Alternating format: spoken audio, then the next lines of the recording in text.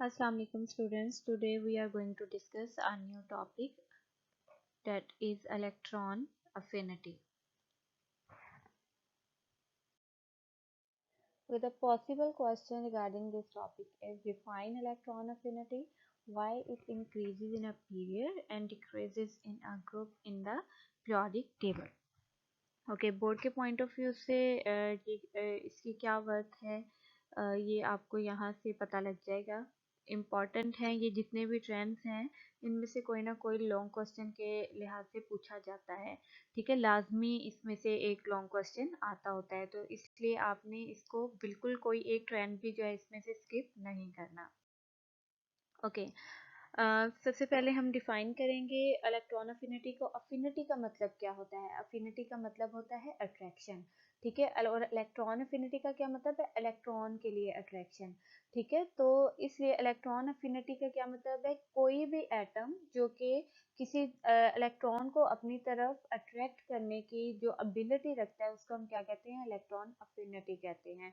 और इलेक्ट्रॉन अगर कोई एटम अपनी इलेक्ट्रॉन अपने अंदर जो है वो लेके आएगा, जो है वो ऐड करेगा, तो आपको पता है उसके ऊपर कौन सा चार्ज आता है? नेगेटिव चार्ज आता है। तो वो क्या बनते हैं? वो एटम जो है किस में चेंज होता है? एनाइन में चेंज हो जाता है। ठीक है, तो वो एनर्जी जो कि इस प्रोसेस के दौरान रिलीज होती है उस एनर्जी को हम क्या कहते हैं? इलेक्ट्रॉन अफिनिटी कहते हैं। ठीक है, अब वो एनर्जी रिलीज क्यों होती है? आपको पता है कि यहाँ पे अगर हम एग्जांपल दे रहे हैं, इस एटम की बात कर रहे हैं, तो यहाँ पे इसने अपने आउटर मोस्ट शेल में, यानी ये न्यूक्लियस है, न्यूक्लियस के अंदर जो है ये इनर शेल्स हैं, शेल्स में इलेक्ट्रॉन्स हैं, और यहाँ पे आउटर मोस्ट शेल जो है इसमें आप देखें कितने इलेक्ट्रॉन्स हैं? 7 इलेक्ट्रॉन्स हैं, 2 4 6 एंड 7। और इसको अपने आप को स्टेबल करने के लिए मजीद एक इलेक्ट्रॉन की क्या होगी? ज़रूरत होगी। तो ये एक इलेक्ट्रॉन जब यहाँ पे ऐड होगा तो जो न्यूक्लियस की अट्रैक्शन जो है क्या है कि पहले ही यहाँ पे जो है वो मतलब न्यूक्लियस में चार्ज जितना पॉजिटिव चार्ज है उतना ही यहाँ पे ऑलरेडी इसमें क्या है? नेगेटिव चार्ज है। ठीक है, तो एटम क्या होता है? न्यूट्रल होता है। लेकिन जैसे ही एक इनकमिंग इलेक्ट्रॉन यहाँ पे ऐड होने की कोशिश करेगा तो ये मजीद जो नेगेटिव चार्ज है वो इन जो ऑलरेडी प्रेजेंट जो इलेक्ट्रॉन्स है उन पे क्या करेगा? स्ट्रेस जो है वो कॉज करेगा। तो स्ट्रेस की कंडीशन में क्या होगा? एनर्जी रिलीज होती है। तो वो एनर्जी जो रिलीज होती है उस एनर्जी को हम क्या कहते हैं? हम इलेक्ट्रॉन अफिनिटी कहते हैं। ठीक है, तो the amount of energy release when an electron is added in the outermost shell of an isolated gaseous atom is called electron affinity. बात समझ में आ गई है? इस कॉन्सेप्ट को आपने ध्यान में रखना है कि पहले ही यहाँ पे एक स्टेप जो है वो जितने प्रोटॉन है उतने न्यूट्रॉन इलेक्ट्रॉन्स हैं, सॉरी, तो एक न्यूट्रल एटम है ये। ठीक है, लेकिन अपने आप को स्टेबल करने के लिए इसमें जब यहाँ बाहर से एक इलेक्ट्रॉन आएगा तो मजीद यानी नेगेटिव चार्ज इसमें ऐड होने लगा है, तो मजीद जो नेगेटिव चार्ज आएगा वो इस ओवरऑल सारे इलेक्ट्रॉन्स पे क्या करेगा? स्ट्रेस कॉज करेगा।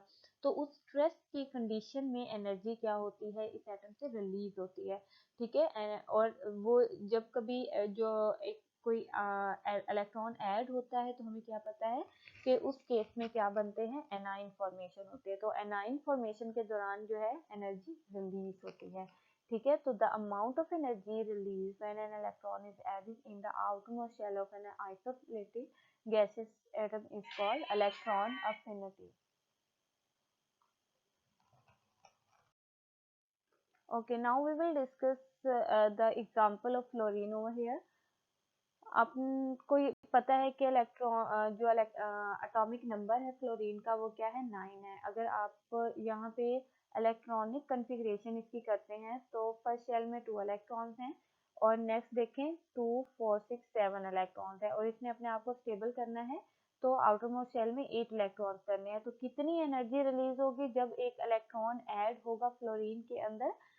-328 किलो जॉल पर मोल एनर्जी जो होगी वो क्या होगी? रिलीज होती है इस प्रोसेस के दौरान।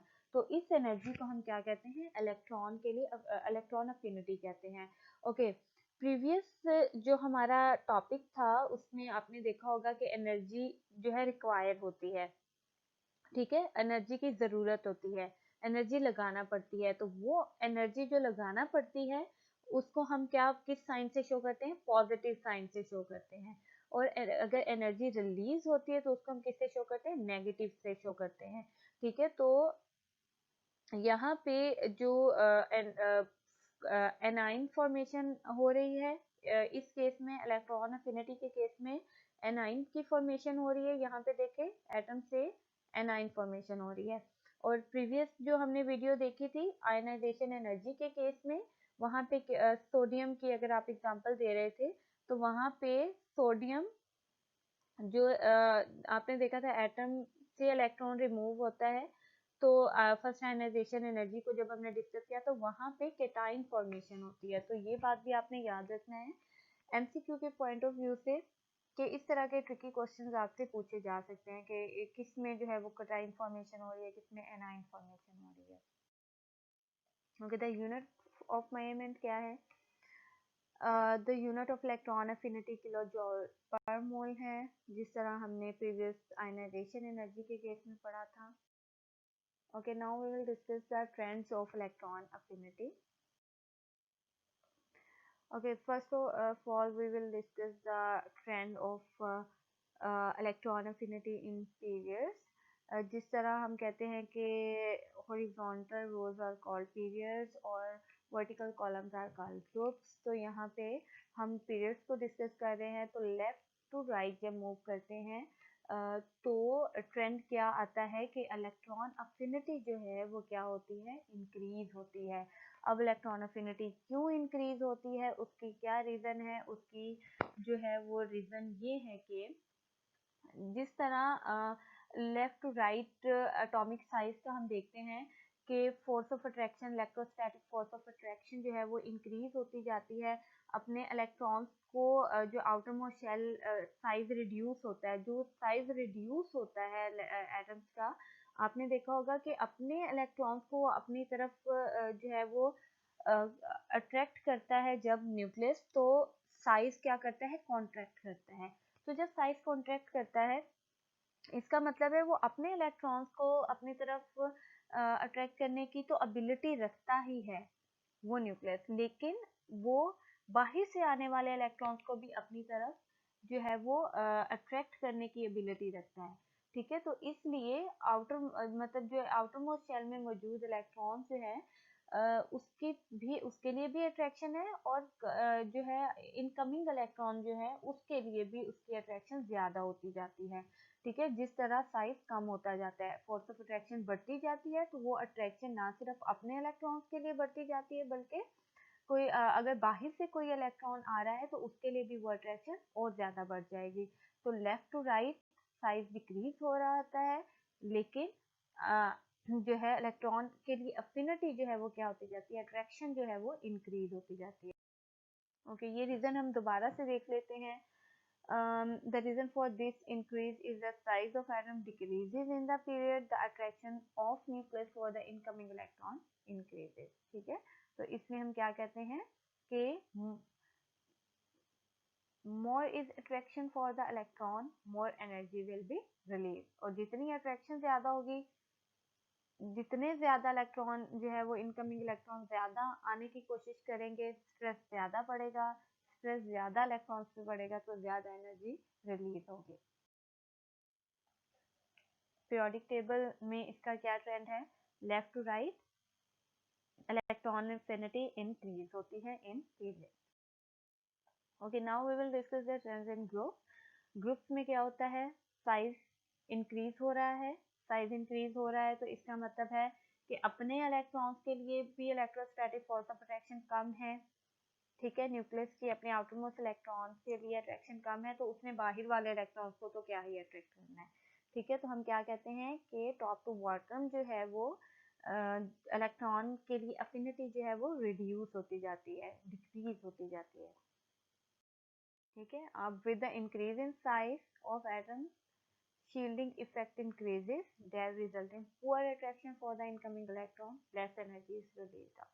ठीक है, for example, as the size of iodine atom is bigger than chlorine, its electron affinity is less than iodine, as given in the adjacent table. ये वही बात उन्होंने की है कि साइज अगर ऊपर वाले एटम्स को आप नीचे वाले एटम से ग्रुप में डिस्कस करते हैं तो ऊपर वालों का साइज क्योंकि कम होता है, जो नीचे पीरियोडिक टेबल में पड़े हुए हैं कोई भी एलिमेंट, तो जब साइज ऊपर टॉप पे जो पड़े हुए हैं एलिमेंट्स पीरियोडिक टेबल में उनको आप कंपेयर करते हैं जो बॉटम पे पड़े हुए हैं, तो क्योंकि उनका साइज बड़ा है, अट्रैक्शन कम है, तो कम इलेक्ट्रॉन को अपनी तरफ अट्रैक्ट करेगा, कम एनर्जी जो है वो रिलीज होगी। तो हम क्या कहते हैं कि जो बिगर साइज होते हैं उनकी जो एनर्जी होती है, इलेक्ट्रॉन अफिनिटी होती है, वो कम होती है और कम एनर्जी रिलीज होती है। ओके, इसका ट्रेंड भी हम देख लेते हैं कि टॉप टू बॉटम जो है इलेक्ट्रॉन अफिनिटी क्या होती है, डिक्रीज होती है।